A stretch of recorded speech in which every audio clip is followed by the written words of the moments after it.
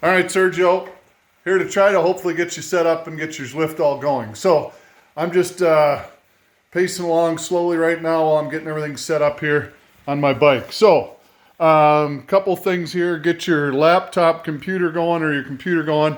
I've just got a laptop connected to a big screen. Works kind of nice for my setup here. And then you should have, as you see up here, the Zwift program all downloaded and on your computer.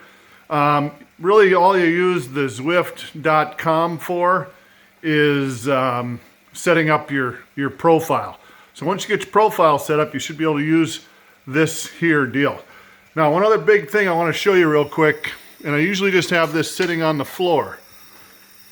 Right here is a USB dongle, okay? And what that does is that has Bluetooth and Ant Plus connection. And so I got the part number I can send to you, but really your laptop computer is probably not the best for doing this kind of stuff to have this connection here. And then I just got a USB extension connected into my computer. This thing right here is huge. And then make sure the batteries, and all I do is I just throw that down, but I don't want it where I'm gonna be sweating, okay?